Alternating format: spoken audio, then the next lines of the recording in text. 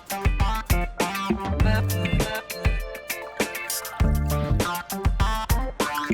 guys dan selamat kembali ke studio Sembang bersama saya Amelia. In the studio this week kita ada seorang yang cukup dikenali ramai lah rasa. It's Sonaone. What's up? What's up? Bila dia sampai Dia on the way Sonaone. Sonaone. Dia on the way. Pernah dengar tak pasal Sonaone ni? Siapa tu? Dia sangat berbakat tau. Ya. Antara talent terbesar yang Malaysia pun ada rasanya. Tapi tak tahulah dia kat mana ni. Dekat sini kita ada Mika lah. Yep. Khabar. Thank you so much sebab sudi meluangkan masa bersama kami hari ni. No worries. Yeah. Terima kasih for having me here. First time. Yeah, First time. Pernah buat podcast tak sebelum ni? Audio lah. Kalau video tak faham. pernah. Ya. Pernah tapi macam not like this lah. Ya, faham. Kita cubalah nak tapau semua. Kita buat audio, video. Belumlah buat macam illustration lagi, animation semua. Budget kita belum sampai lah. Lepas kita ada budget, our first investment is going to be a drum set or something. Yeah, I have a drum set. You nak I boleh donate kalau you nak. Donation? Oh my god, yeah. And then kita letak kat tengah. Setiap kali it's going to be like the Sonaone every time there's like a joke or something kan. So you kena hire drummer lah. Ya, kena. Tak ada budget lagi. Ada drama tak nak donate kat kita? Matilah. Tu kena banyak cari nak fikir ni. cari. So thank you so much for being here. And No also worries. macam I rasa macam episode ni akan jadi sangat menarik because kita in real life kita tak pernah properly ada conversation. Selalu berjumpa kat event semua tu kan. So ada banyak soalan yang I nak tanya ni. Dah lama dah ni. And satu lagi pasal awak yang saya pernah nampak time saya tengah prepare lah for this interview specifically is that you're very private. Yep. Yeah.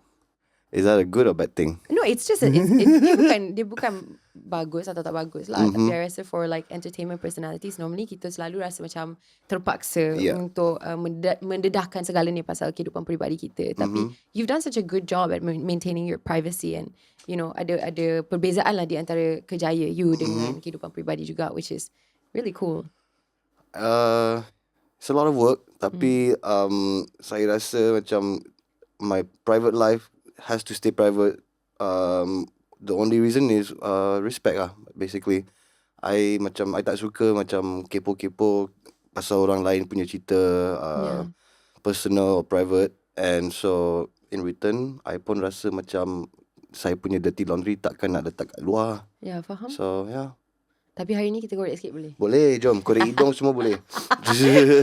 So kita nak bermula dengan macam biasa setiap episod kita akan bermula dengan kehidupan awal lah. So like you dilahir kat mana, membesar kat mana, and what was your childhood like? Okay. Yeah. So childhood saya was kind of all over the place. Yeah. Saya lahir kat Malaysia di Pahang, Kuantan. Lepas tu bila saya umur 3-4 bulan macam tu, kita pindah ke Sepanyol. Wow. Yes, my parents dulu kerja di Club Med. It's a holiday resort chain, and so my parents diorang kerja di Club Med untuk maybe like selama like 15 years like that. So at that time diorang dapat stationed in Spain in Marbella. Yeah, Costa del Sol, I think, or Costa Blanca. Dia macam south of Spain near Gibraltar. Lawa. Yeah, I tak ingat apa-apa. I just 3-4 months old ni. So berapa lama you ada kat situ? I think setahun lebih. And then lepas tu kita balik Malaysia. And then lepas tu kita pindah ke Jepun pula. Faham. Kat Jepun kita duduk 2 tahun. Lepas tu balik ke Malaysia. And then kita pindah ke France pula. Masa tu kita pindah kat France. Kita duduk di south of France, southwest. The place where they make foie gras and confit and all the decadent French stuff. Damn, so you grew up in some really beautiful places. Didn't realize how beautiful it was until later bila saya dah tua. Masa kecil you tak pay attention sangat kan. Tapi bila dah dewasa you go back and realize, oh snap, I've experienced a childhood yang bukan semua orang dapat experience. So I'm very grateful for that. Yeah. Boleh dikatakan kehidupan awal awak memang sangat unik. Sangat-sangat. Semua orang di dunia ini unik. Betul. Tapi ni macam dari segi childhood lah, memang luar biasa lah sikit. Tapi saya rasa macam dia boleh nampak lah dia akan mencipta personality sebagai seorang dewasa yang mungkin lain juga dari segi pandangan semua tu. When you look back at it, like how was that selalu pindah and everything? Was it hard for you at the time? Was it something that you enjoyed? Travelling and stuff like that ke you terlalu muda lagi untuk betul-betul faham apa yang tengah berlaku and you dekat mana sebenarnya? I think saya macam terlalu muda untuk realise what was going on, tapi it always felt macam natural to me dengan my keluarga. Dari kecil kita always macam like how to say, kita macam always exposed to many different cultures, many different languages. Pasal my parents kerja kat Club Med, so the staff usually at Club Med selalu diorang ada a few people yang cakap different languages. So because it was dulu Club Med was a French company, so the majority of the staff kena cakap bahasa Perancis. Lepas tu adalah orang cakap like staff dari Jepun, staff dari Korea, staff dari Africa, etc. So growing up, all I ever known is orang dari seluruh dunia. You know what I mean? So like I've never seen any macam distinguishing between races and colours and language. To me, orang ni semua orang biasa. Like you know, like we're all from planet Earth. Semua sama manusia, je sebenarnya. Semua manusia, semua sama tapi different. So and unique. Betul. So lepas you came back to Malaysia, macam mana experience tu pula? Because you came back to Malaysia and then when you were 10-ish, right? About 10-ish. And then selepas tu you guys tak pindah-pindah lagi kan? You guys were just stationed here. Adakah itu something yang macam susah untuk you adjust time tu? Sebab you dah biasa kan dengan this quite a nomadic lifestyle. Lepas tu dah balik Malaysia, lepas tu dah ada kat sini. And so how was that a transition for you? I think yang paling susah is just sebab kita macam banyak pindah. So kita macam like you know make new friends, and then bila pindah you don't see them anymore. Tapi something that my parents taught me is kita selalu keep in touch with people. You know, so even lepas kita pindah dari France balik ke Malaysia and etc, kita always keep in touch dengan kawan-kawan dan family dari seluruh dunia. So until today kita still bercakap dengan diorang. You know, I have friends that I've known since I was 4 or 5 years old. And we still talk until today. And I think that's the most important thing that yang macam helped me to not really feel macam any transition or whatever weird is the fact that kita dapat communicate until now. You know what I mean? And so bila saya balik pun dari France ke Malaysia, saya terus pergi sekolah Perancis. Sebelum tu pun masa kita on and off, I always was dalam French school. So it's a different world lah. Macam it's a world of its own, especially kat Malaysia. Walaupun kita kat Malaysia, as soon as you enter the French school, tempat tu memang France. Orang semua cakap bahasa Perancis, mentality semua bahasa Perancis, everything is French.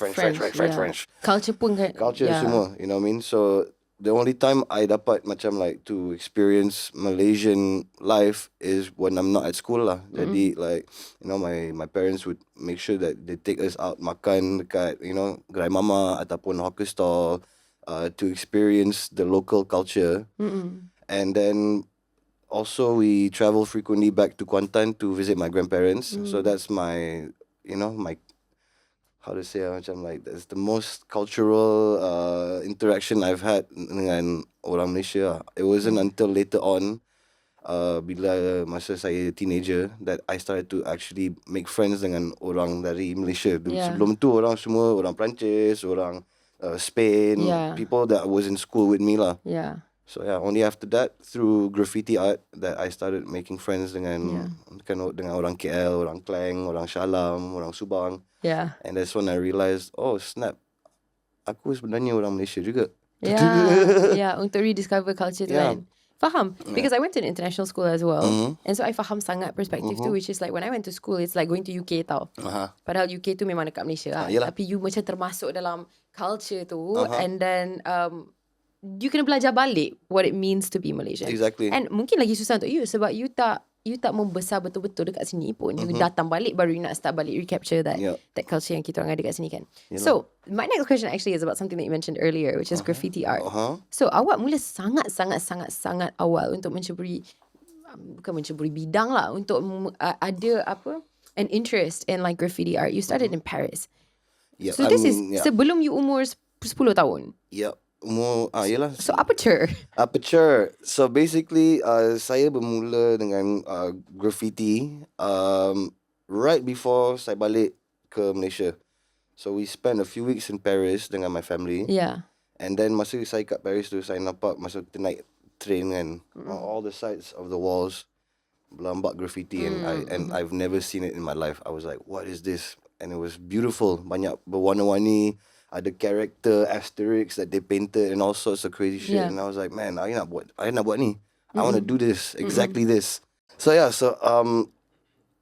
when since I was young, saya selalu suka lukis, and then just paint and do all sorts of artsy stuff. When I was like 4 or 5 years old, I told my mom, when I grow up, I nak jadi cartoonist, or I want to do art for money. I want to make money being an artist. I dari kecil I dah tahu I nak jadi artis, tapi artis apa, yang jenis apa tak tahulah. But I really love to draw and to paint, and when I discovered graffiti art, I was hooked lah. I just started drawing and doing my own letters. Macam ni lah. You pun graffiti artist juga sebenarnya. What's up? I pinjam lah swag you sikit. You're not rapper though. Tengok ni. Sekejap. Sidebar. I memang pakai t-shirt ni dengan sengaja sebab saya tahu hari ni guest kita seorang. So I just wanted to make it very clear lah. Sebab I pernah rap sekali. And then this is my rebellion. But she is good though. Jangan lah. Tak nak mengaku. Tak apa. Anyway, sambung back to graffiti art. My art is better than my rapping. Okay, so you always wanted to do this. Parents you memang sangat supportive ke dengan impian you nak jadi seorang pelukis? Yes, but my mom was more supportive than my dad. My dad macam biasalah, dia nak saya do well in school and finish school properly and all this stuff. Understand. Get my baccalaureate. My dad wanted just the normal things. My mom, sebab my mom dia pun suka art and seni and music and culture. Nice. My mom was the artsy one lah. So dia selalu macam like supported me in anything that I wanted to do artistically. Dia selalu she always had my back lah. Yeah. So lepas you dah start buat the graffiti art, you came back to Malaysia and you still continue doing it. Yeah.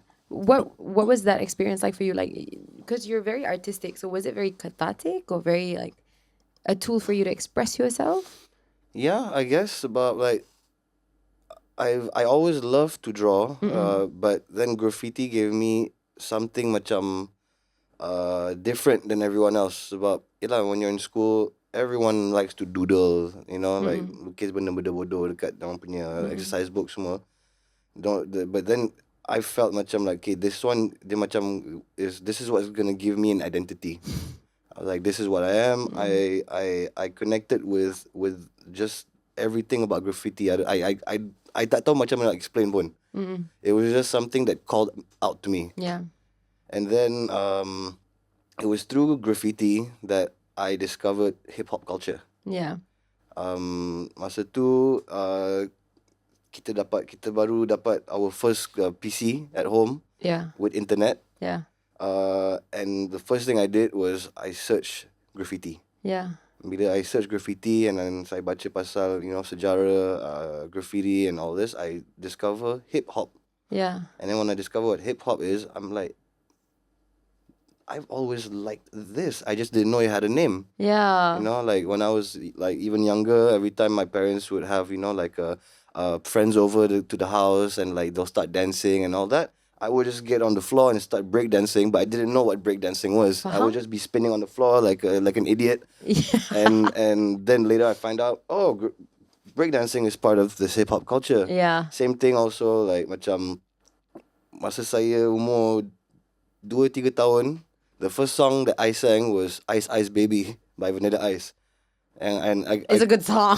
It's a good song, and I boleh hafal macam a lot of it. I was just like a 3-year-old kid, like Ice Ice Baby. Alright, so stop. jiwa you memang hip hop lah. Yeah, but I didn't know it until I discovered what hip hop was and what the culture was about, And so as soon as I discovered what hip hop was, I was like, that's me. That is me. That's my identity. I connect with this. Because I love graffiti, I loved rap, I loved the music, I loved breakdancing. Yeah. And so I was like, yeah, this is something I connect with lah. And then and then it was also the one thing that set me apart from everyone else in schools about budak-budak lain was just regular kids. Yeah, tapi itu sangat impressive because it sounds like, I mean, from the looks of it, you found yourself so early. Yeah. And that sometimes takes a lot for people untuk jumpa diri dia siapa, macam minat dia apa. Sometimes adalah proses yang manusia akan lalui sepanjang umur. And you found it so early. Probably why you're so good at it now. I don't know, man. I feel like it found me. Yeah, maybe also. Maybe sometimes benda ni kena cari you. Yeah. Tapi okay, so macam mana you bukan mengubah lah, tapi macam mana you tukar fokus sikit? Sebab jiwa you memang seniman, tapi you were focused into more of like fine art, if that's what you want to call it, graffiti art, which is like drawing and stuff like that. And then you tukar fokus kepada music sikit. Macam mana shift tu berlaku? And just talk us through that. And how old were you? Alright, so basically what happened was, saya umur 10 tahun masa saya start graffiti. Yeah. And then also sebab kita baru beli PC di rumah, first ever computer. So I started macam getting excited lah. I wanted to learn macam mana nak buat lukisan dekat komputer. Right. So and then also this was around the same time where 3D movies was the new trend, macam cerita macam Toy yang Story. Yang buat kita pening tu, yang you pakai specs yang... Tak, 3D, CGI movie, macam Toy Story, okay, Bug's Life. Faham. So this is like the late 90s, and these new movies that were like made... the animations. Yeah, computer animated movies were the first of its kind. Yeah, came out, and movies macam tu, diorang tak buat lagi tau. That was like the glory days of animation. Yep, exactly. So like, I was like, apa benda ni? Computer graphics, computer generated images. I was hooked. So because we had a computer at home now, I begged my mom, jom kita pergi pasar malam and cari pirated CD yang ada software untuk buat, like computer design. It's okay. All of my software was from the pasar malam. 100%. Dude. So I found a CD yang ada macam berlambat software, audio, video, design, graphic, and then I installed all of that. And so then began my exploration of digital art. So And you belajar semua ni sendiri? Semua sendiri, yeah. Damn. And then so like I spent after school all my time in front of the computer learning how to like create animations with like Flash or like CGI, like create like landscapes with mountains and whatever. Tapi like it was just fun to know that you could create these things, these worlds, with just your hands and the computer and your mind. Yeah. So then I was very I started getting into animation. Yeah.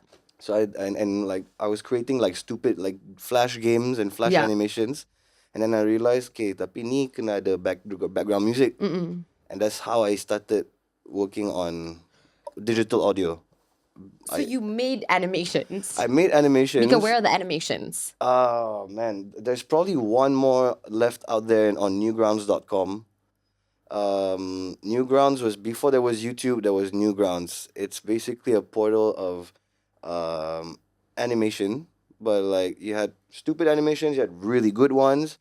And then, like people vote. And then like every week you'd have the top 10. And then like, depending on how long you remain on the top 10, like it's like social media almost. It was social media at that time. Yeah. And a lot of like famous, now iconic animations that you find on YouTube came from Newgrounds. I don't know if you ever watched Charlie the Unicorn. Yes. That was from Newgrounds. This was like way back in the day. So it was that world. And so I was really intrigued by that, and I nak buat my own punya juga. And so that's how I learned how to do music with a computer. Just to put music dalam saya punya animation and all my games and stuff. So that's how I learned. And then after that, I just kind of like had fun, and then I tried to make my own beats and everything. Tapi masa tu I tak suka like nyanyi or whatever. I tak imagine pun I was going to end up doing music. Yeah. It was not even any intention or macam tak teringin pun nak buat music. Dia macam a new skill yang akan sokong sebenarnya apa interest you yang sebenar. Exactly. Yeah. So then it wasn't until I guess maybe I was 15, 16 Then I started getting really into like making proper beats. About like at that time, Too Fat just came out, and I was the biggest Too Fat fans. But I discovered hip hop culture. I loved rap, I love graffiti, I love breakdancing. Then suddenly these two guys come out of nowhere and they're Malaysian and they do hip hop music from here. And I was like, what? Boleh sebenarnya. Yeah, and like and then like they were very respectful of the hip hop culture, and they were promoting the hip hop culture, not just rapping. Yeah. So every time they had a show, diorang ada b-boy, Yeah. nari kat the stage. Then they would have graffiti artists buat backdrop untuk diorang, kat music video diorang semua. They had a DJ on stage dengan diorang, so it was such a wow thing to see. And at that time, especially like that's what kind of made me also connect a bit more dengan my Malaysian side. Yeah. I found the glue basically. Diorang ni they're like me tapi they're Malay. Yeah. And they're Malaysian. Yeah. So like it made me feel like that's how I started to meet people outside of school yang ada interest yang similar dengan you. Yep. Yeah. And so then because these guys suka graffiti and they were also promoting a lot of graffiti in their albums and music videos, I told myself one day I'm going to do graffiti for these guys. But that was my ambition when I was 13, 14. I just nak buat graffiti untuk Too Fat. Eventually it happened. Jadi tak? But only like later on. Yeah. I ended up at 𝙁𝙊𝙇𝙊𝙀's house when I was as you do, like just like a casual Tuesday night. You're like, oh, what's up, Joe?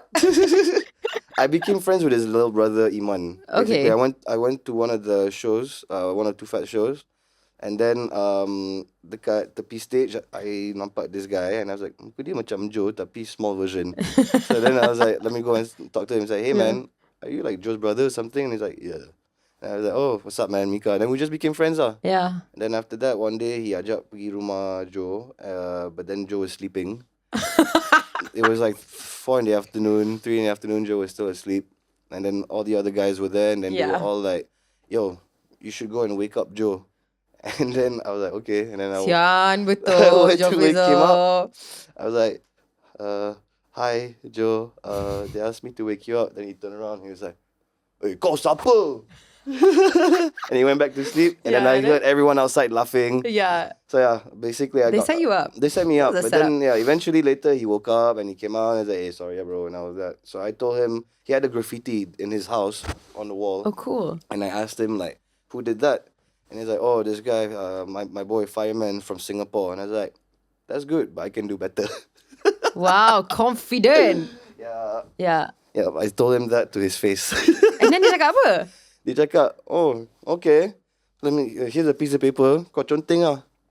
And then like we'll see. So I did like a little bit of a tag on this paper or whatever, and then I left it to him. He took a picture of it, and then masa tu he had like the first like color screen phone, the Nokia color screen phone. Yeah. Yang ada camera kan. Like the first ever one that had like a camera. Like the 6600 or something. Yep. And he put it as his wallpaper. Yeah. Yeah. And then a few months later, dia pergi Singapore and he met that same artist that I said like can do better. Yeah. And then he saw Joe's wallpaper. Dia cakap, ni siapa buat ni? And he's like, just some budak dekat KL. And then he's like, he's good actually. I can see the strokes. He's quite good. And then he was like, oh really? So only after that, Joe took me seriously. So apa yang you nak cakap is sebelum tu he didn't take you seriously, tapi dia pakai your art as his screensaver. I rasa dia tipu kau Mika, macam I don't know man. Screensaver, that's like tak, dia pun minat you juga kot pada masa tu. Closet lah. Ya, closet sangat closet. Tapi tak apa, dia dikantoi juga oleh kelakuan dia sendiri. So after that I think dekat situ lah you bermula untuk betul-betul ceburi music as your career. Belum lagi. Masa tu masih just full on graffiti and design. So it was maybe around that time I left the French school when I was 16 untuk pergi 𝙁𝙁𝙄𝙁 to do foundation and design. So in my mind is I memang nak jadi designer. Yeah.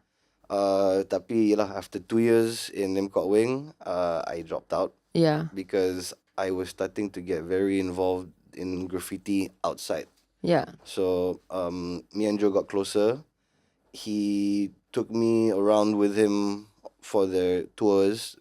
He finally admitted he is a fan of yours.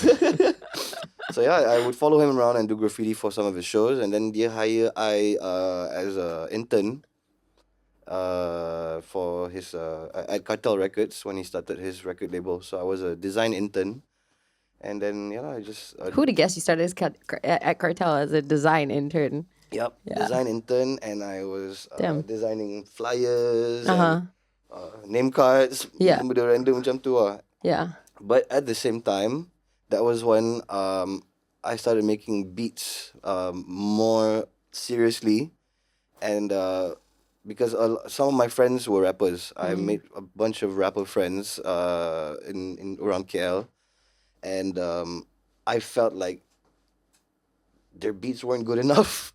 And same thing with graffiti. I was like, oh, that's a cool song, but I can make a better beat. I can do it better. Yeah, faham? So that's how I started making beats. Really, I just wanted to show people that it can be better. Yeah. And so that's what I did. I started producing tracks for my good friends. They're a group called 𝙁𝙊𝙀𝙁, and we produced an album that never came out. But that was like my first time, like getting studio experience. Pengalaman lah bekerja. Pengalaman, belajar macam mana, like nak operate dalam studio. Teknik rakaman and all these different things lah. So bila album tu dah siap, saya bawa album tu ke Joe, and then I was trying to get my friends to sign dengan Cartel lah. Basically, I nak tolong kawan saya, and then bila I play the album to Joe was like, this is okay, it's good, yeah. And then tapi dia buatkan album tu jadi dia punya ringtone lah pada masa sama ke tak? Okay, tak ada lah. Okay, faham. So ada satu lagu, ada dua lagu dalam album tu where I decided I nak try rap. Sebab sebab I spent so much time dengan kawan-kawan saya, working on this album, that macam I rasa confident pula nak rap juga, like I was like, I so nak try rap and all that. So ada dua lagu kat album tu saya rap, tapi saya tak cakap dengan Joe lah. Saya tak bagi tahu dia. So I just played the song, and then so he's like, ni siapa ni? Sorry, siapa ni? I was like, oh, that's me. Huh? Kau rap? Like, kadang-kadang je lah. And then he's like, bro, macam mana kau boleh tapau budak-budak kau dekat dalam album diorang sendiri ni? Serious? And then I was like, oh, snap. Really? And then he's like, yeah, dude, that's fucked up. You can't do that. Yeah, faham? And then he's like, well, you know what? Keep rapping. Maybe I'll sign you to Cartel one day. And I was like, oh shit. So that's kind of what like made me like, maybe I could do this. Yeah. So I started just having more fun, tulis lirik and record lagu, buat lagu non-stop. Non-stop. And then until now lah. Yeah, until now. Then in 2009 saya decide on my birthday that I want to do music. I quit everything. During that time, while I was interning dengan Cartel Records, I was also a tour guide, pemandu pelancong. Bekerja dengan bapak saya. That was also a very mind-opening experience. Being a tour guide, learning about my country, and also macam hosting orang luar untuk menunjukkan yang terbaik yang Malaysia ada. Exactly. So and then I quit that job. I told my dad, sorry Papa, I want to do music. So he wasn't very happy. Faham? It took a while for him to accept that I could actually do this music thing seriously lah. Kadang-kadang I rasa macam bila kita nak cuba di bidang yang mungkin luar biasa lah, ataupun luar daripada norma yang orang hadap, when our parents don't like it, it's a protection thing, right? Diorang macam risau masa depan kita. Sebab maybe kita nampak something yang diorang, because you're the one that's involved in it, like you see the legs in how far you can go and how much you believe in yourself. So my next question actually, Sonaone Kenobi. Yes. Which is your favorite Star Wars movie, and macam mana Sonaone as a name boleh dicipta? Favorite Star Wars movie, let's go. Okay, firstly, I betul ke tak jangkaan saya yang benda tu macam datang dari Star Wars? Sebab bunyi dia sangat-sangatlah Star Wars. Actually tak. Tak ada kena-mena. The Kenobi part, that was a later thing. Tapi Sonaone sebenarnya it was random as felt. Like it wasn't a real decision. So how, like, what happened? Like, So bila you buat graffiti, you kena pilih nama tag name, like as a separate name. So nama ni wujud sebelum? So yeah, Sonaone was just a tag name of many different tag names that I had. Right. Sebab takkan pergi conteng dinding nak letak nombor IC semua kan. So like you have to like alamat rumah. Nama IC. Yep. So I was writing different names. My first tag name was Sigan. Then after that I wrote Star. Then after that I wrote Jedi 1. Then I wrote Snow 1. And then eventually I ended on Sonaone because the letters look nice lah. It was just nice to draw those letters. Faham? Because it's all like one link, right? Yeah. So then it stuck lah. Then after that, bila I started to take my graffiti more seriously and everything, everyone just called me Sona, and the name just stuck. So by the time I started working dengan Joe pula introduced me to everyone as ni Sona, graffiti artist, Sona. So everyone just called me Sona. So it stuck. So I didn't pick the name picked me. Menarik cerita you sebenarnya. So in 2009 was it you said you finally membuat keputusan yang muktamad, yang this is going to be your industry, music is going to be your industry.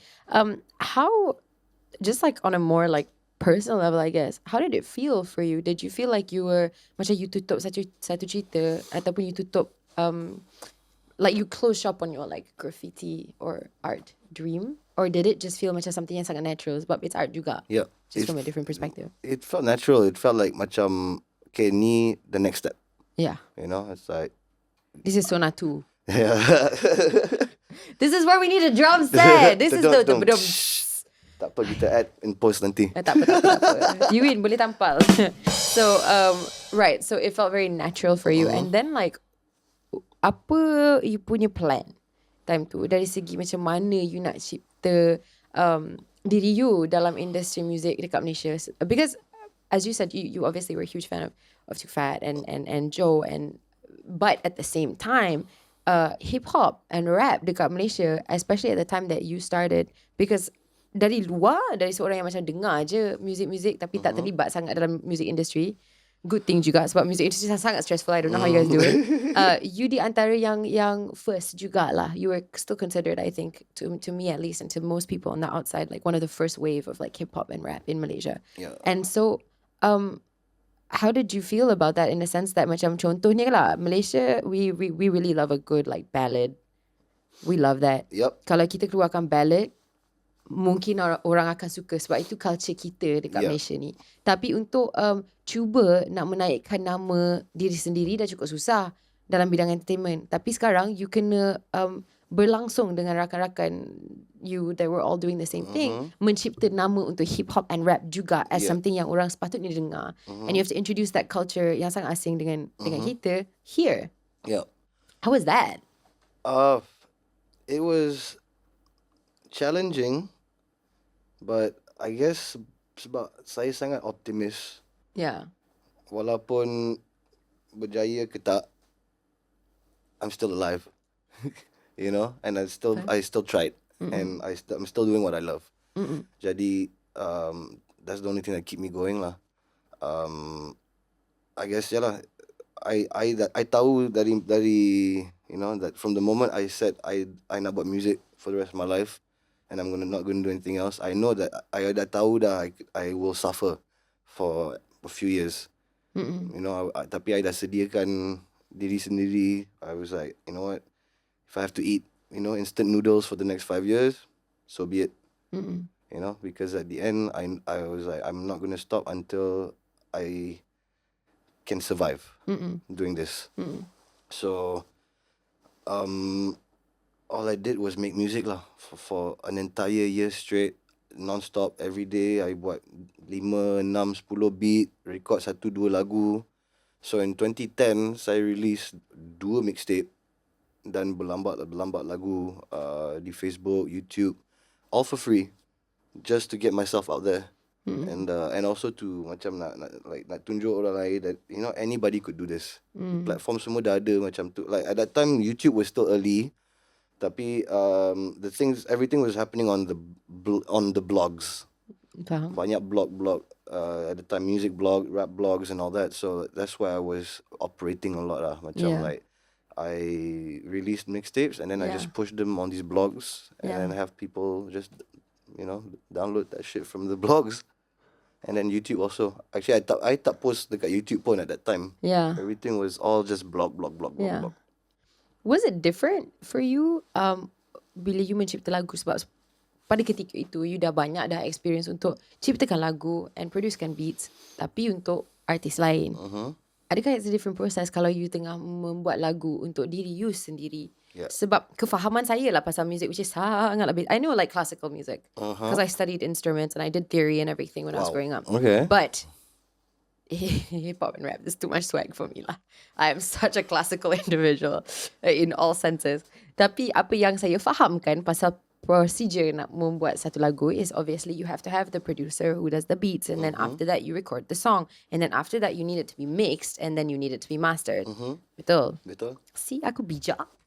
Even though tapi dia tahu lah sikit. So basically that's the concept. So sebelum ni when you produced and did all of the other work, but you were doing it for someone else, but untuk diri sendiri, adakah awak buat dengan sepenuhnya and you mix and you master your own songs too, as well as being the artist? I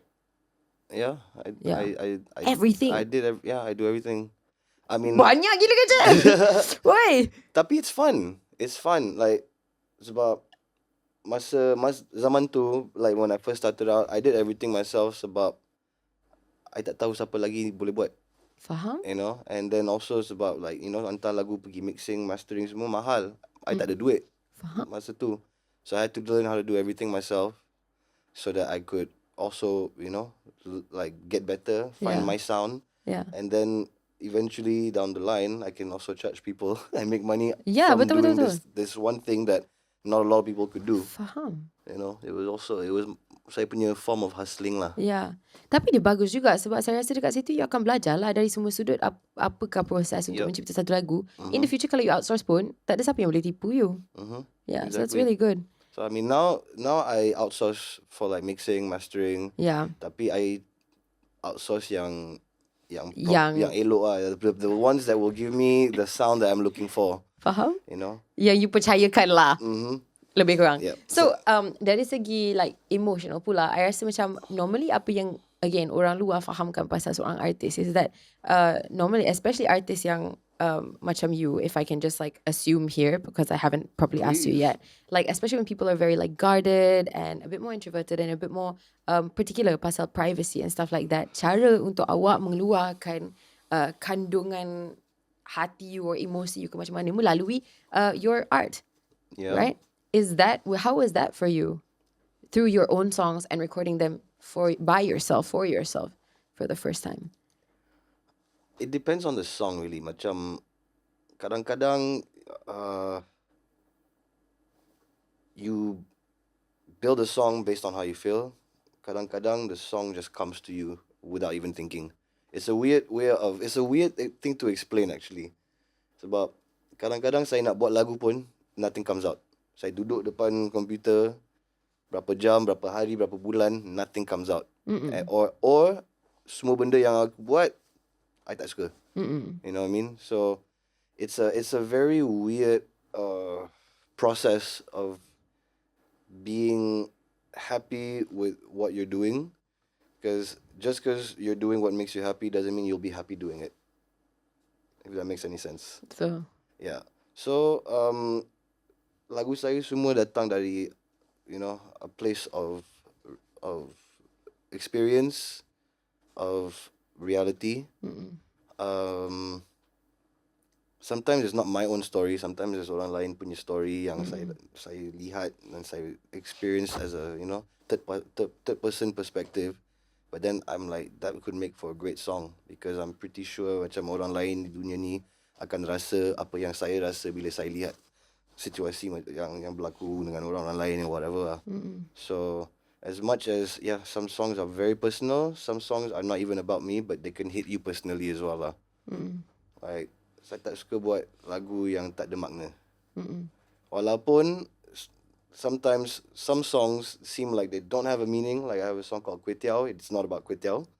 I have a song called Bomba that is not about about Bomba, but they have different meanings, and that's for you to dive in and try to figure out what it means to you as well.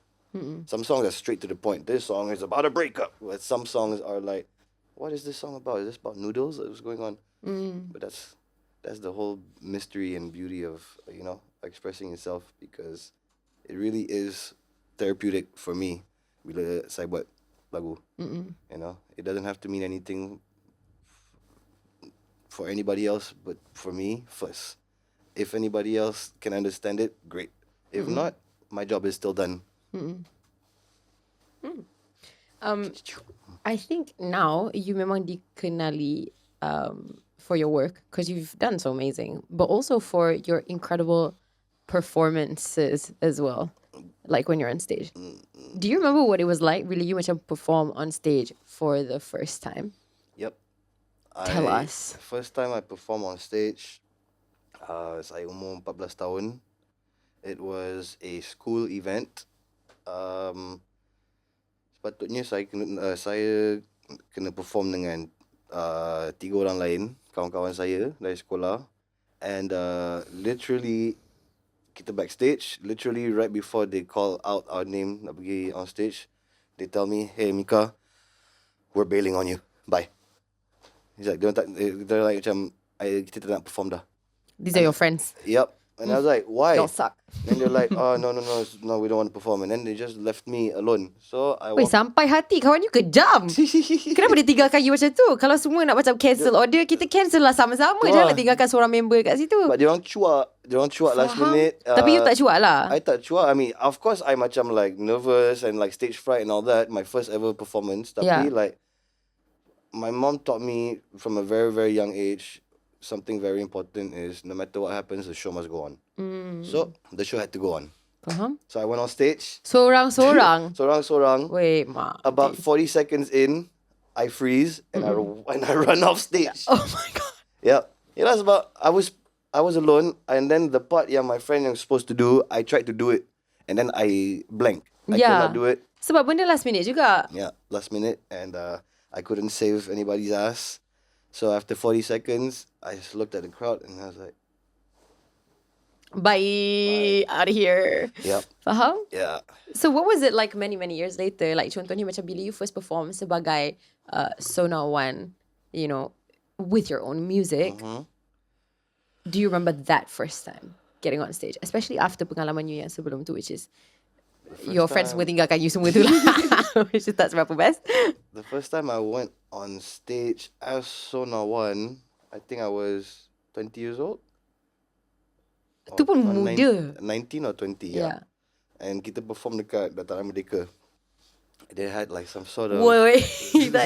That's not a small stage. I mean, it wasn't even a stage. It was, you know, where Dataran Merdeka is like, you have the field, right? And then where the flag is just like a little, you know, kind of a...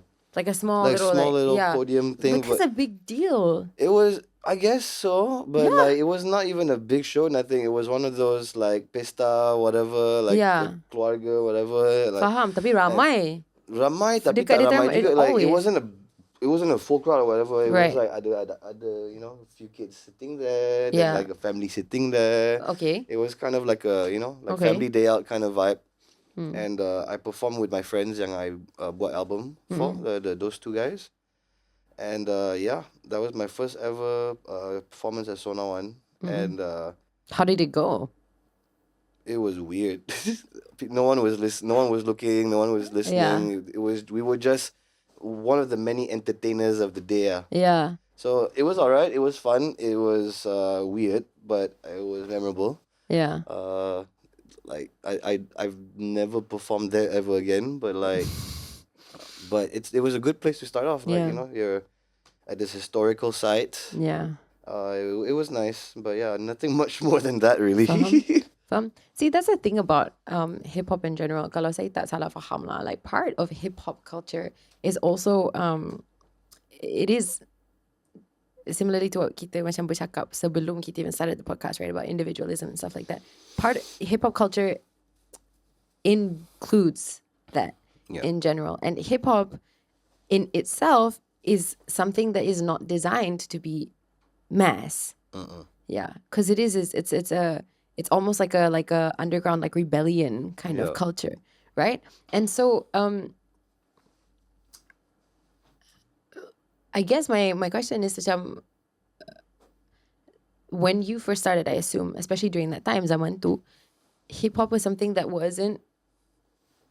people weren't really educated about. And now, throughout your career, I guess timing you memang sangat tepat sebab you adalah seorang yang boleh nampak sebelum dan selepas hip hop culture jadi something yang mainstream. Which is up, like hip hop culture and rap now is like the genre, you know? So what was watching that process like, and macam mana, how do you feel about sekarang being very mass and very topical and that shift?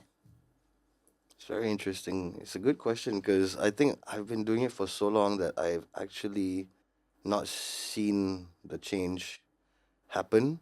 It just kind of feels very natural. Subtle. Like I've always approached apa benda yang saya buat with full maximum, you know. And so even if macam dulu hip hop was still very underground and all that, I treated it as if I'm talking to everyone. I treated it as if this was something that is mass. Yeah. You know, it's a bit delusional, but it's what kept me on my toes.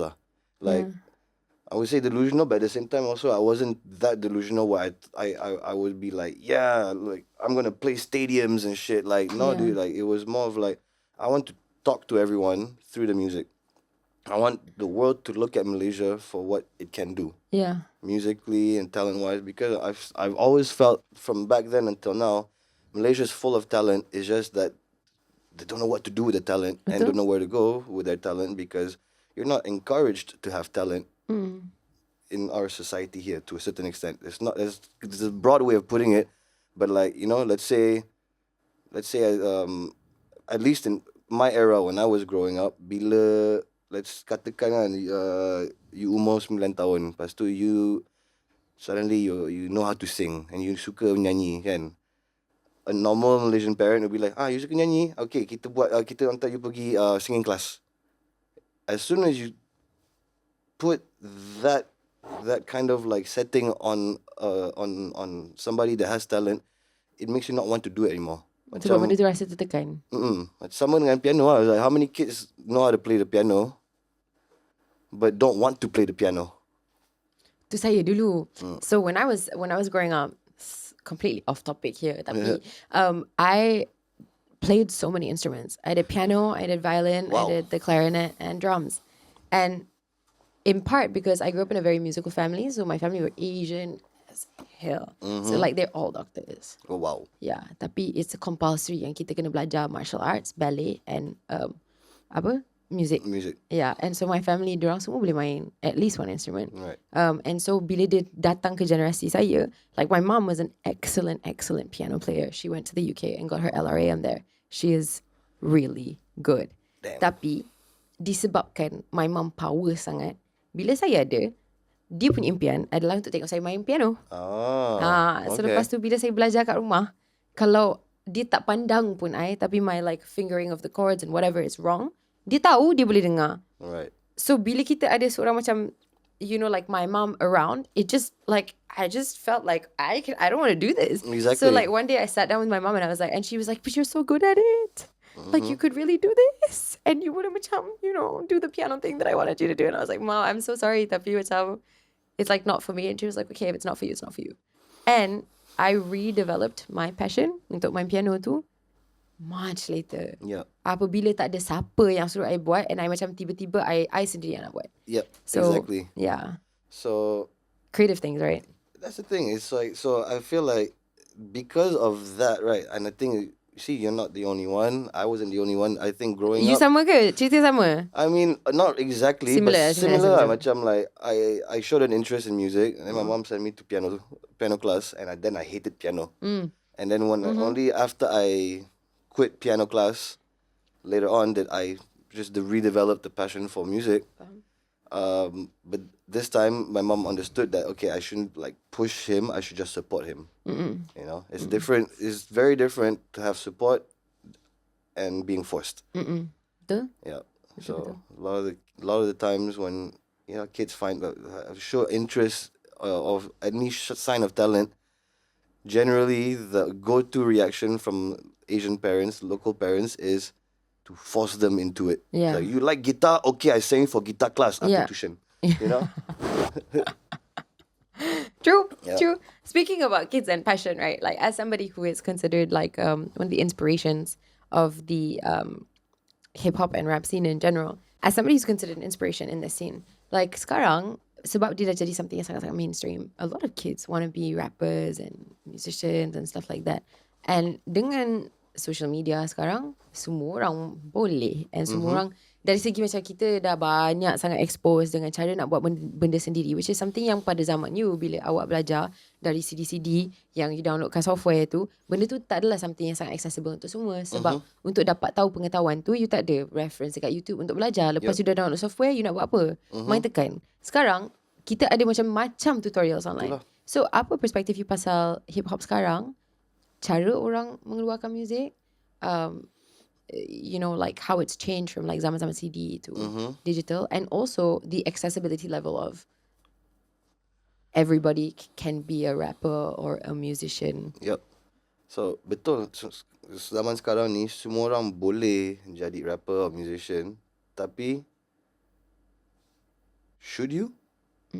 Is the question now for me is like just because you can doesn't mean you should. Basically. Dari segi apa? Dari segi apa? Dari segi apa?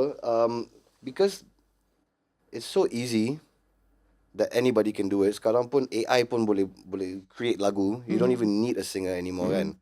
Spotify can mix the songs when they're back to back. Exactly. Who needs DJs, right? So the thing is, like, for me is what made music what it is up until now for me is the human element. You know, it's as much as music digital and everything is in the digital era world and everything, but why do people follow other people on TikTok? To watch humans be humans. The human element is what makes TikTok accessible. So where my mind is at dengan like, you know, for music today, it's become so accessible to make it. It's so easy to make it, to learn the skills and everything, but that doesn't mean you should. Sebab the most important thing about making music is or art is the human element. And until you've learned that, there's no point making music. Even if it's so easy to do it. Dapat idea, buat lagu, boleh. Tapi, should you? How long can you sustain doing it? For how long are you going to keep yourself and others interested? If you don't have a story or a human element, it's going to be very difficult to actually continuously make music, I think. Like, that's dari perspective saya. Yeah. As someone who's dedicated your whole life to it. Pretty much, yeah. You know, like, some people don't do music but should. Yeah. You know, alternatively speaking as well. You know, some people just, they don't tak nak, tapi they should. Banyak talent, they know how to do and write and compose and everything, but they just don't want to do it. But they should, you know. So, again, I guess it's a matter of macam, you know, what calls out to you lah. If it's meant to be, if it's meant to be, if it's meant to be, if it's meant to be, c'est la vie. Betul. The French. The French. On there. Okay, so I guess my next question is about, like, what do you think your biggest challenge was throughout your pengalaman hidup dan pengalaman career awak? I guess biggest challenge is to have one foot in each side of the door. Dari segi? Dari segi, you know, just culturally, mentality-wise. Faham. Throughout my life, I've always felt like I have a foot in each door, but never in the same room. Jadi, like, you know, saya pergi Perancis. Oh, faham. Saya pergi Perancis, saya tak cukup Perancis untuk diorang. Saya kat Malaysia, tak cukup Malaysian untuk orang Malaysia. Yeah. And everywhere I go in the world, it'll be, you're not like us, but somehow you can assimilate. Yeah. Jadi, satu kaki Dekat dua sides of the door, tapi never in the same room. Saya faham sangat. Because it's like dekat mana-mana yang you pergi, you macam hampir tapi tak cukup. Yeah. So dekat mana-mana yang you pilih, you still ada something yang you kena belajar ataupun mengubah pasal diri you untuk betul-betul jadi comfortable. This is a third culture kid problem. Yeah, I sangat boleh relate. It's a problem only if you make it a problem. Yeah, it's also great. Don't get me wrong. It's a good problem. It's a good problem. Dari segi itulah kekuatan. Yep, betul. Upbringing macam ni juga. Tapi pada masa sama, you kena pandai-pandai kawal diri sendiri lah. Yeah. Which brings me to my next question. Why did you choose Malaysia? Why did I choose Malaysia? Sebab kalau you ada kaki dekat dua tempat, kemungkinan untuk you pilih either one ada 50-50 lah. Saya pilih Malaysia sebab it's a beautiful country and it's my home lah. Saya lahir di sini. Mungkin saya akan mati di sini juga. But like, yeah, it's home. Especially when, I was a tour guide for those 3 years. It made me appreciate the country even more. Sebab sebelum tu, yelah, saya duduk di Malaysia. Tapi dunia saya, dunia Perancis. Budak kawan-kawan saya semua Perancis. Balik rumah pun berbual dengan my parents bahasa Perancis. I was in a different world. You speak French at home with your parents? Yeah. Sampai sekarang? Sampai sekarang, yeah. Yeah. So it was very macam mana nak cakap, mind opening, tapi it's not even the right word nak cakap mind opening. Bila saya jadi pemandu pelancong, it made me love the country enough for me to not want to leave. I tak nak pergi mana-mana. Walaupun saya dah travel, nampak all sorts of stuff around the world, tapi Malaysia tempat yang rasa macam home for me lah. It's such a stupid reason, but it's real lah. Yeah. Tapi I betul-betul boleh faham sangat. Sebab kenapa saya tanya is because saya pun memilih Malaysia dalam pilihan saya sendiri. Kalau tak Malaysia? UK.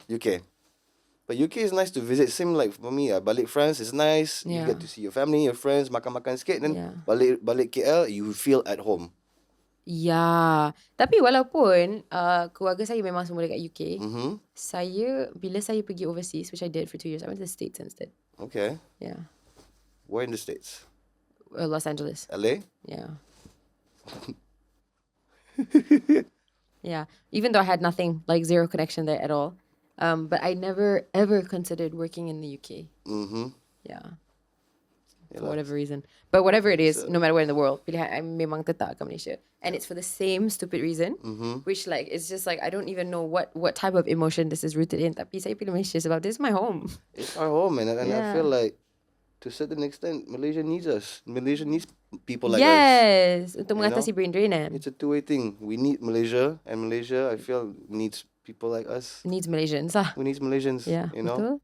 But at the same time also, it makes you realize, like, this is a realization I've had, is, when you travel to LA, to UK, to basically anywhere in the world, even to Australia, there is always a large enough community of a Southeast Asian country for them to have a small town, like there's Thai town, Viet town, yes, little Philippine, little Manila or whatever, in every major city. You don't ever find a Malaysia town.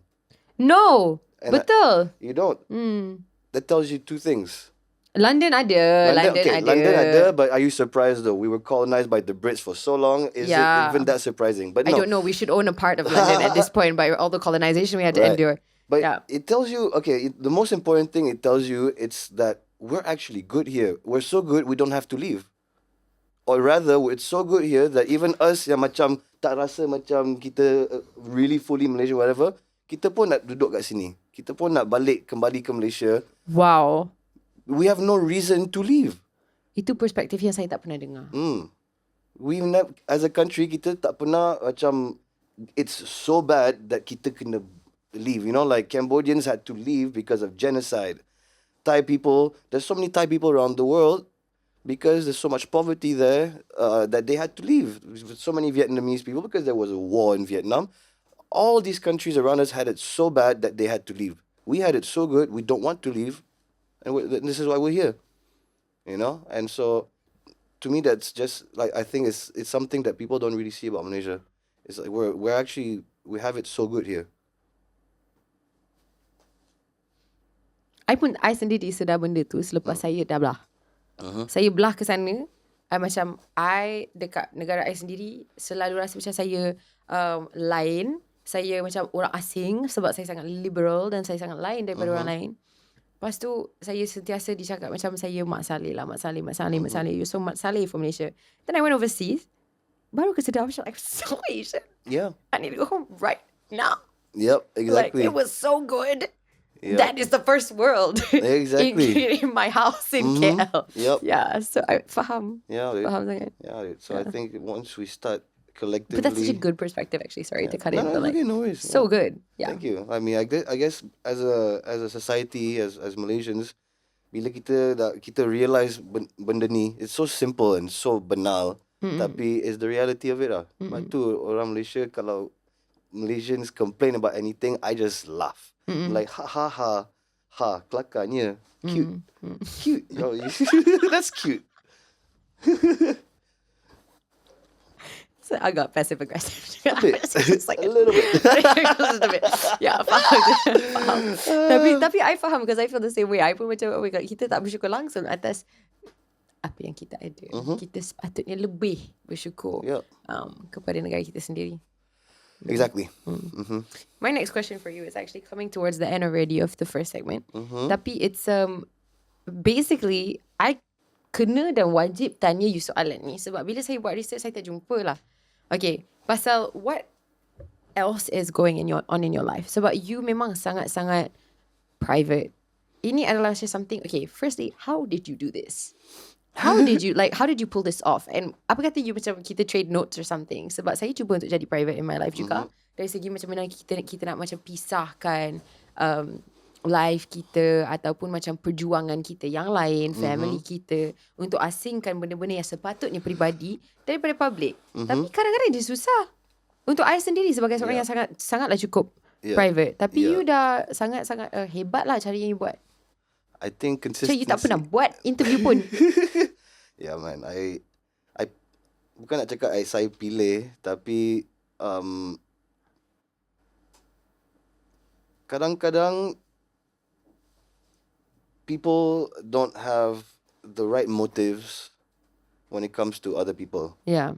Sebab tu saya prefer to keep everything private. Benda-benda yang orang tak payah nak tahu. I don't have to tell you anything.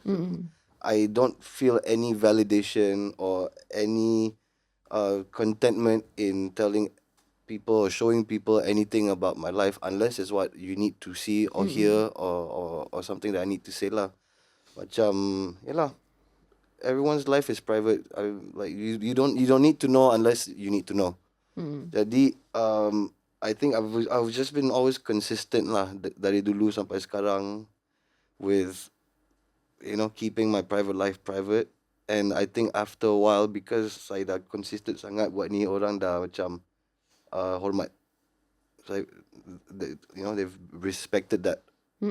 And I appreciate it, that they've just respected and tried to not intrude further into my life. On top of that, I try to stay out of trouble as much as I can so that I don't have to explain myself for anything. Yeah.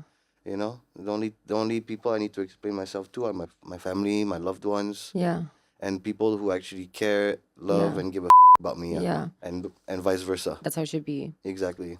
When I say personal life, I tak bermaksud macam your like who are your friends and things like that. I mean in terms of like you sendiri sebagai an entertainer. Right. Like walaupun you selalu keluarkan music, I think sometimes especially for musicians or like people in the music industry, orang tak dapat kenal personality dia macam mana sangat. Yeah, so I think it's very interesting the way that you've carried yourself throughout the years. Well, thank you. Yeah. What was I gonna say? I forgot. Never mind. Yeah, kecuali dapat berjumpa and betul-betul bercakap dengan you lah, dan kita boleh nampak okay Mika ni sebenarnya macam mana. Yeah. Tapi kalau tak nampak dari music saja. Yeah. So okay, is there anything else that you spend time on besides music? Sebab dari apa yang kita bercakap sejak you masuk dalam studio, nampaknya macam you buat music saja. And dia cakap dekat I tadi, bila dia ada proses untuk mengeluarkan satu album or whatever, you like to lock yourself away and just do that. And that's crazy to me. Like, what? Like, yeah, it's a good way to focus. I mean, locking myself away doesn't mean just me by myself lah. Like, macam I'll let people know where I'm at and. Okay, good, because like then, that's very bare minimum, you know. And then like every day of the process, people come. Yeah. All sorts of different people. Sometimes there's not musicians. Sometimes there's, I don't know, like painters, architects, or like designers, whatever. Any kind of like, you know, creative or artsy energy is good to have when you're trying to create. Also, honesty. Honest people are very important to the creative process. Tak boleh macam bekerja dengan orang yang akan cakap, bro, tu baik bro, mantap, best. No, you have to have somebody who's gonna be like, tak suka lagu ni. And then dia boleh explain kenapa. You know, it's not to say like you need to have negative energy in the studio, but you need to have a realistic approach to making music. It's constructive energy. Yeah, constructive and you know, orang yang ikhlas lah, yang actually care about the work that's being done. Yeah. You know, and the validation that I get and I want is this kind of validation. When you tell me that's horrible, and then it makes me want to work harder. I don't care about likes or comments on social media. I care about a real life human, like, I didn't like what you did, or I don't like what you said, or like that's not a good song, or like I don't like the way you think, or these are things I prefer this kind of energy to validate myself than what people look for in social media. Yeah. Can I ask you a personal question? What are your hobbies? Music. I like to cook. Oh, you cook? Oh yeah, I wanted to be a chef when I was younger. Then I did a work experience training in a restaurant, and I was like, fuck this. No. Like I love cooking at home, but cooking in a restaurant is a whole different, like, everyone's yelling, it's hot as shit. Everyone's like sweating. It's like so stressful. Idiot sandwich. Oh my goodness. Yeah. And so I love to cook. I love cooking. Absolutely love cooking. If I wasn't a musician, I would probably like be a private chef or something like still creating something. I don't think I can help but create anything. See, that's where I'm trying to go with this. There's like a I tanya soalan yang nampak macam random tapi sebenarnya ada destinasi dalam otak I. So music, cooking. I'm starting to get my little hands in with, you know, visuals. I like editing visuals. I'm trying to learn how to direct music videos. So that's dope. I've co-directed the last 2 music videos that I did. It's fun. It's basically taking a visual approach to creation. Yeah. It's just like music, except you can see it. Yeah. Faham. Yeah. So it's a whole different discipline, but you know, in terms of like, you know, the approach creatively, it's fun, and it's something I want to like go into further along the lines. Yeah. You know, hopefully maybe like, you know, write a TV show or a movie. Like this could be something I would be very interested in doing in the future lah. I think it'd be perfect for you, honestly, as somebody who comes from the film and TV industry myself. Right. Kenapa? Here's why. Because here's why. I will explain. Dia sendiri tadi, dia sendiri nak jawab. Because I think, I've always said this, right? In the industry, whose Siri was that? Where was that? Did you hear that? I heard that. Okay, thank God it wasn't just me hearing some sort of like hantu Siri somewhere. Okay, no. So there's 2 types of different people in the industry, kan? And so there's the people who are in it for the business, and there are people who are in it for the art. And you sangat-sangat jelas you're in it for the art, right? Benda tu macam it's like radiating off of you, right? Yeah. And so and it's also macam when you're in it from the art, there are subcategories of that as well. Yeah. Because I've organized everything in my head lah, normal. So the subcategories of it are, and I tak tahu macam mana nak cakap benda ni bahasa Melayu sangat lah, tapi I rasa macam ada orang yang suka mencipta ada orang yang suka menghidupkan. Okay. So contohnya macam saya seorang pelakon. Saya seorang pelakon yang suka mencipta juga. Tapi passion saya menghidupkan. Okay. Does that make sense? That makes sense. Yes. I So it's the difference between maybe dari segi music, there's a singer and there's a recording artist. Yep. Yes, That's recording artist jiwa seni juga, tapi tugasan mereka adalah untuk menghidupkan versus a singer yang mencipta or a producer yang memang mencipta. So nampak sangat like if I were to categorize you dalam otak I, you seorang seniman yang membuat kerja untuk art, tapi you lebih kepada mencipta daripada menghidupkan. So I think like directing, producing, all of these things are spot on for you. Right. Sebab sebenarnya dia punya jiwa tu sama, cuma translation je lah lain. Yep. Ya, Pretty satu much. English, satu bahasa Melayu, satu French. Yeah. Tapi sentence dia sama. Exactly. Yeah. Betul. Yeah, man. No, do it. Yeah. Like we'll see. Yeah, do it. We'll see. Hopefully. Yeah. So, what's next for you? Where do you see yourself dalam 5 tahun yang akan datang? Dalam 5 tahun yang akan datang, definitely still doing this. Mungkin, I will move forward in, creating something visual, maybe a TV show or a movie, or make more music videos. Genre apa? Comedy? Comedy? Yeah. Dia buat hip hop tapi dia nak direct comedy? Yep, I have an idea already. It's actually like... I thought it was going to be some like, some badass like pew pew stuff, know? No, dude. It's a comedy? I want to do a buddy comedy. Yeah. Like, think �12𝙁𝙁𝙄𝙎 and 𝙁𝙃𝙄𝙎, but like one for Malaysia. Ya, tak pernah dibuat sebelum ni. So saya rasa benda tu akan jadi sangat menghiburkan. Yeah, it should be fun. Yeah. I have the whole idea in my mind already. Like, okay. I wanted to call it Good Problems. And it's about these 3 guys. 2 of them are third culture kids, and the third guy is like the most Malaysian guy ever. But he's mixed also, but he's mixed like Melayu, Cina, India. Oh, okay. But he's basically Malaysian, one guy. Yeah, faham? And the other 2 guys are mixed also, like, but they're mixed like different. Like, one guy is like half Malaysian, half black. The other one is half Malaysian, half white. And these 3 guys complain about life when actually they have it pretty good. Good problems. Yeah. Menarik. It sounds like a good concept. I think that would work really well, especially sekarang zaman OTT streaming semua tu, orang lagi berbuka kepala dan minda untuk terima cerita-cerita dan naskah yang lain daripada apa yang orang pernah nampak sebelum ni. Tengok macam mana, mungkin dalam 5 tahun, tengok macam mana. Selain dari itu, definitely music still. Yeah. That's it, man. Yeah. Yeah. You're just gonna keep creating. 5 tahun, that's a quick time. Yeah, time goes by just like 10 this. tahun lah, bagi chance sikit. 10 tahun, I don't know, man. Maybe like, start a foundation or something. I don't know. Like an art foundation. Yeah. Like just a place that people can go to on the weekends. Yeah. And look at art. I feel like we don't have enough of it. We have stuff like that here, just not enough of it. So we'll see. Like, it's a lot to be done, but a lot of time for it to get done.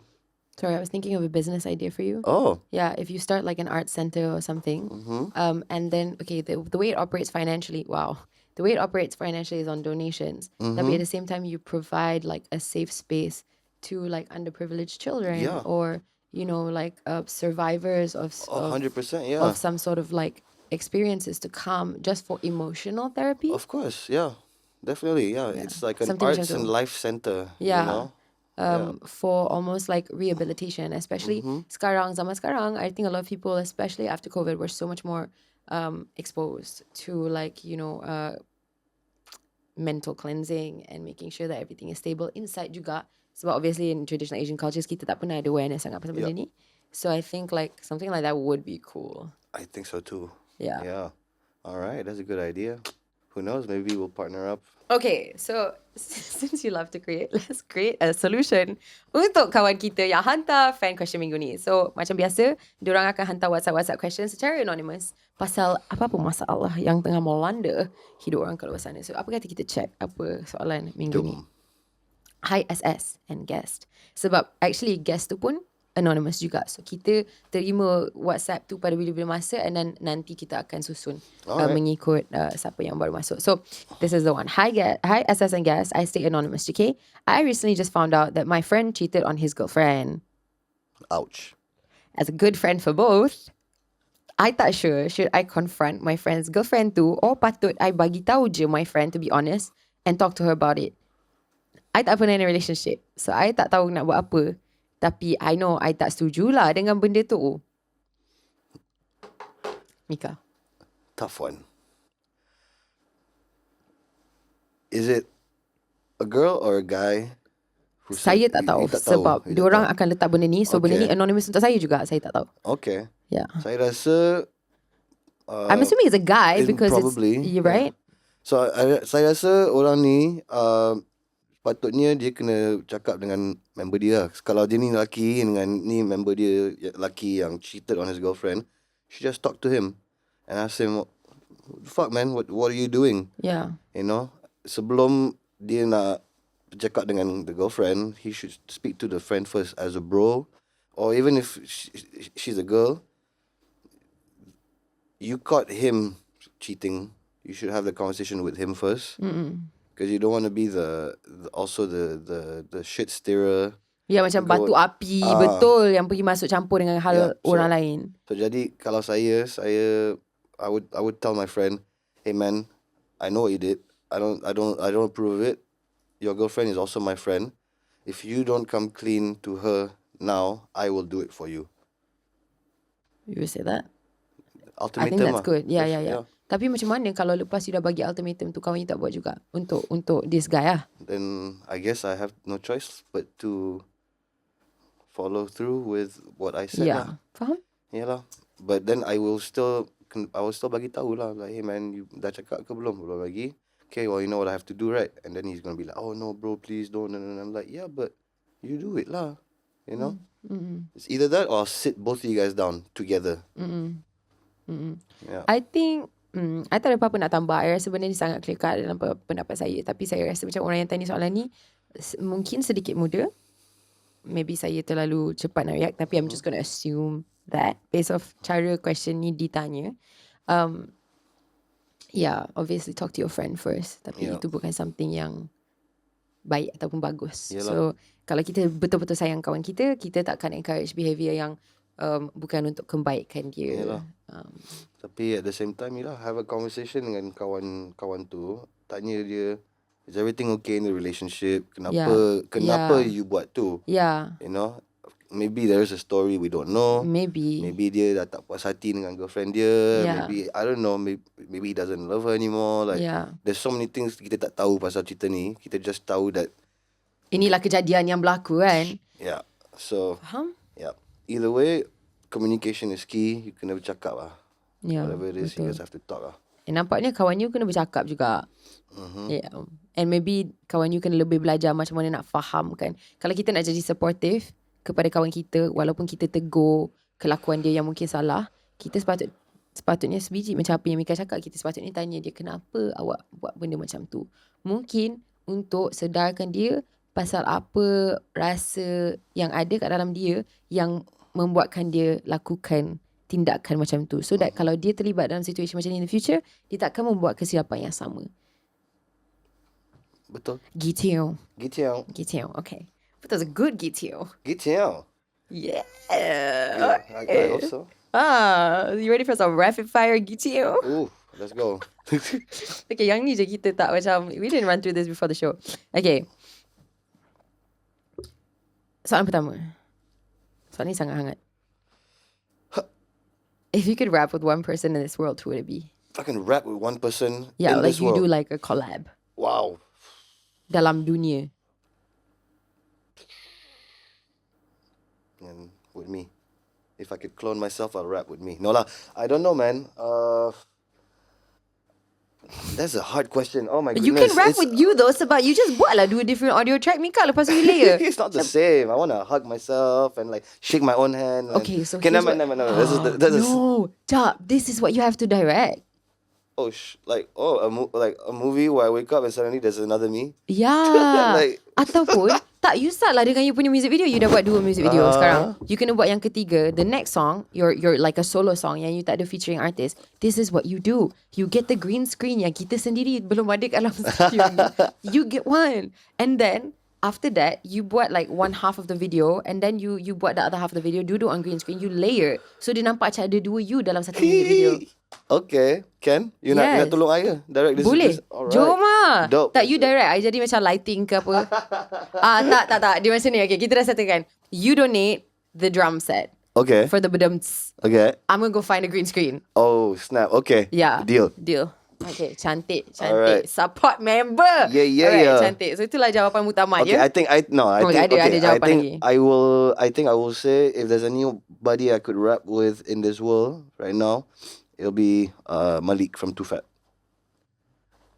Yeah, dude. Because I think that's one of my bucket lists. I've done songs with Joe. Now I just want to do a song with Malik.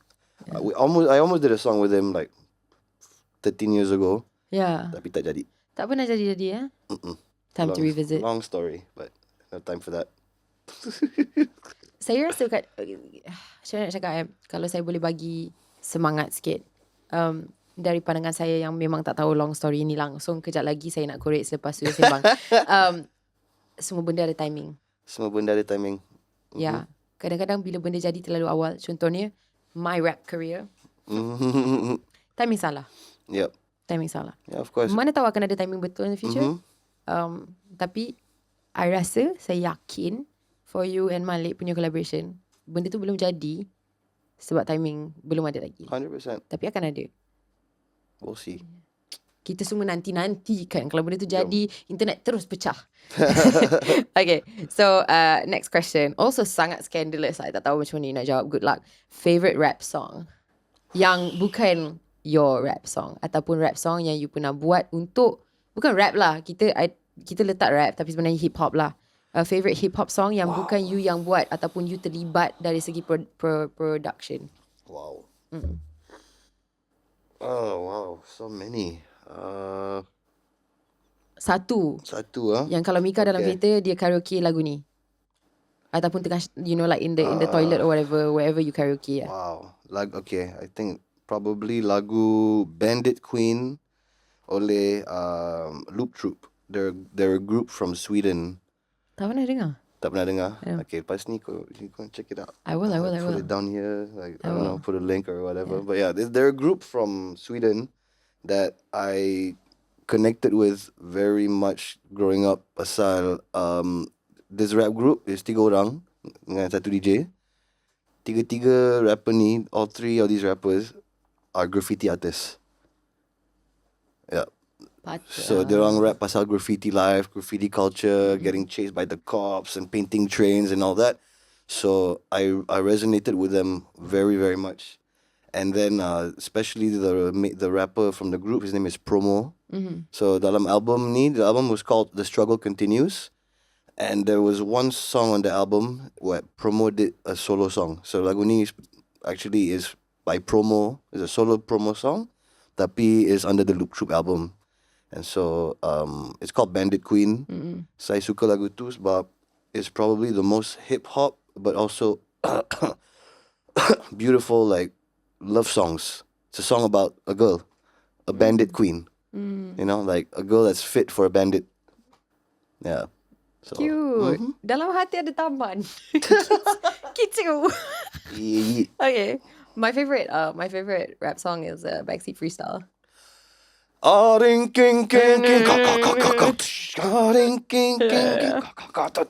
I used to get really stressed out if I had to go on stage, I'd be listening to that. Oh snap. Yeah. That's dope. Can you rap it? Goddamn, I feel amazing. Goddamn, I'm in this business. My mind is living on cloud 9 and this 9 is never on vacation. Let's go. I got it. Yeah. No, itu je. Vroom, vroom. I'm not rapping in front of you, dude. Like, no. Living up to the t-shirt. Thank you. Okay. Next question. Savory or sweet? Savory. I'm all about that umami. Okay. All about that umami. Okay, good answer. Are you good at keeping secrets on a scale of 1 to 10? Yes. So like 11 lah. My answer is yes. Yeah, so the reason is like itu menampakkan sangat yang jawapan dia betul. Okay lah, a scale of 1 to 10, I think 8 lah kot. 8. Yeah, kadang-kadang ada rasa yang memang you tak boleh simpan lah. Faham. So I say 8 Untuk lah. kebaikan semua lah. Yeah. Faham. So untuk kita dapatkan jawapan macam bila next lagu keluar, pasal apa, tolong playkan sikit tu, memang takkan dapat lah dari you. Dapat juga. I like to share about music. Okay. Yeah. Tapi your own songs lah My yang own you belum songs? release. Yeah. You okay nak bercakap? Okay. So it's not rahsia lah. No. Tak ada rahsia. What I would keep secret is kalau I buat music video or like something special and I want to, you know, have the reaction, then I keep it quiet. Tapi kalau macam lagu semua, I don't mind sharing with people the process and the trial and error, like the fixing this, the changing. All right, let's scrap the whole version and do a new one. Like I enjoy sharing that. Yeah, the transparency. Yeah. Interesting. Okay, next question. Oh, ni paling susah lah. If you could be one Star Wars character that is not Obi-Wan Kenobi, who would you be? I will be Babu Frick or Salacious Crumb. They're like, okay, so Babu Frick is basically like this. Just like the most obscure. I watch Star Wars, by the way. Love it. You better. Who are these people? So Babu Frick. From where? Babu Frick is in I think episode The Rise of Skywalker or the one before. He's basically like a droid mechanic. He's the droid mechanic that brings C-3PO back to life. Right. Yeah, so he's like this little small guy with he was goggles. on screen for like 10 minutes. Yeah, he had probably like 10 minutes of screen time, but that's it, man. That's all he needed, man. Hey, Babu Frick. That's the dude right there. And then recently in the Mandalorian series, the new season, there's a whole gang of them. Really? There's a whole gang of these Babu Frick guys fixing droids and shit. So so bukan you seorang je lah yang nampak diorang menyelah. Yeah. And then Salacious Crumb. I cannot pick between these two, so I give both. Salacious Crumb is this like monkey like dude that hangs out with Jabba the Hutt in Return of the Jedi. Right.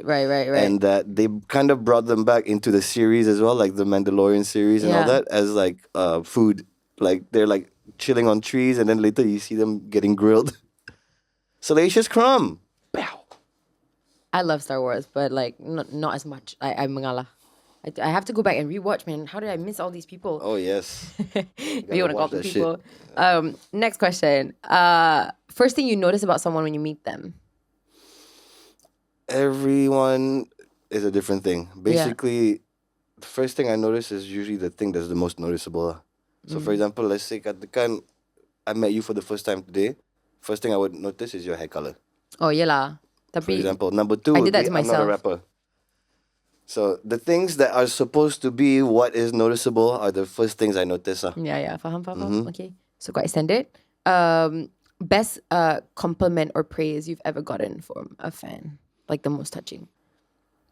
I guess it's when some like people tell me like, oh, you know, your song helped me through tough times. You know, like I thought of, you know, offing myself, but then I heard this song and I decided not to, and I'm like, oh, shit. I did. Wow. Yeah. So like, it's when people, you know, tell me stuff like that it makes me realize that, you know, I cannot take this for granted, what I do, the music that I put out. Yeah. Because it affects people on different levels. Yeah. So yeah, it's powerful and it keeps me going and it keeps me on my toes, and you know, like I realize that it's not just about me. It's always bigger kan dari apa yang kita expect. Yeah. Yeah, faham. Okay, last question. Our favorite question. Best joke. Best joke. Oh man, I like coming up with jokes on the spot. Generally, but okay. I'll give you like the best pickup line that I've ever come up with. Okay. Hey, are you a melon? 'Cause I need you in my life. It's quite bad, right? It's so good because I tak pernah dengar sebelum ni. Oh, yeah. So I rasa it's so much better than the like, you know, hey, did it hurt? When you fell from heaven. Like benda-benda macam tu aku rasa sangat lame though. Macam mana you punya creativity? So you made this one yourself. Yeah. It's called a freestyle. I don't know if you've heard of it. I prepped some for you too. Okay, hit me. Okay. Ni lah performance Amelia yang favourite. Okay, because every episode is my favourite thing to do.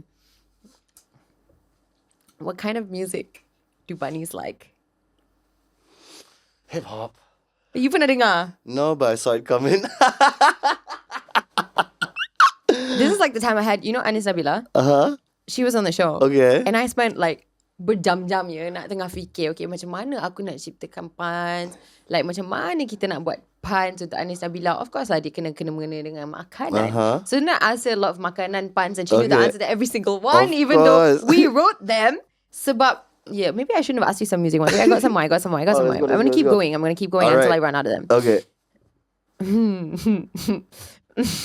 What is the difference between a fish and a piano?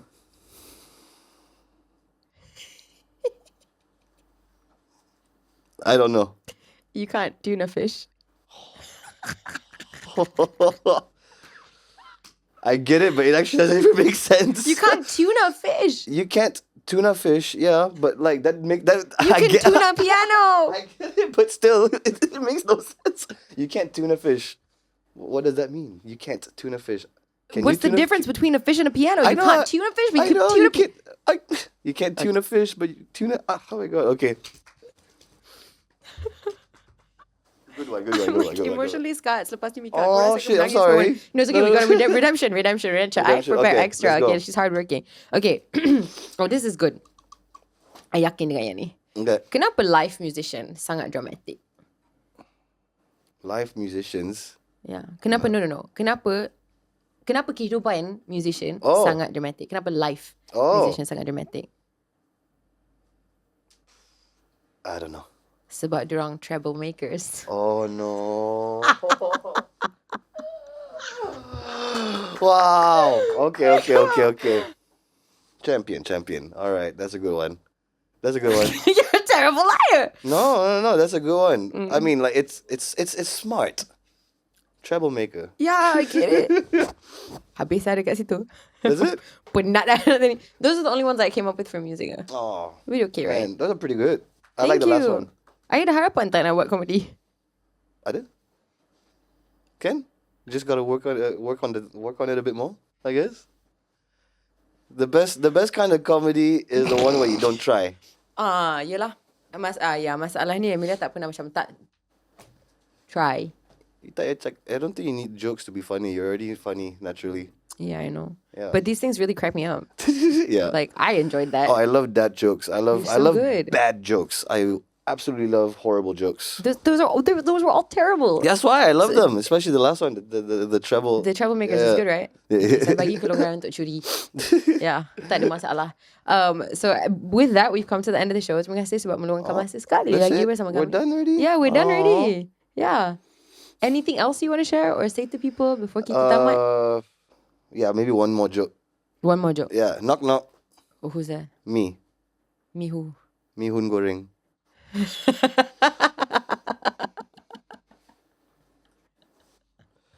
Yep. Drum roll. Padam pum.